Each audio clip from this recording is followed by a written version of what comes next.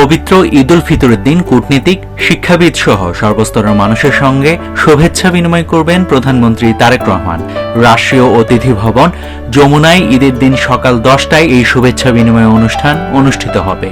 বুধবার বিষয়টি নিশ্চিত করেন প্রধানমন্ত্রীর অতিরিক্ত প্রেস সচিব আতিকুর রহমান রুমন।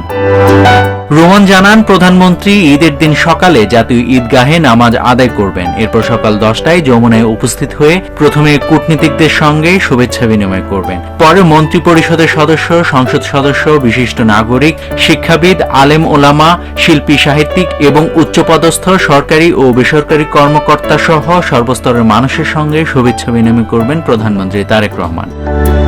অনুষ্ঠান শেষে প্রধানমন্ত্রী পরিবারের সদস্যদের নিয়ে শেরে বাংলা নগরে শহীদ জিয়াউর রহমান এবং বেগম খালেদা জিয়ার কবর জিয়ারত করবেন।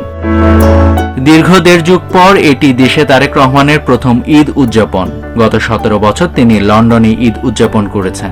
গত 25শে ডিসেম্বর পরিবার সহ তিনি দেশে ফিরেন। গত 12 ফেব্রুয়ারি অনুষ্ঠিত ত্রয়োদশ জাতীয় সংসদ নির্বাচনে 1/3 ভোট পেয়ে প্রধানমন্ত্রী হিসেবে দায়িত্ব গ্রহণ করেন তারেক রহমান। নাভিদ হাসান, সোনালী নিউজ।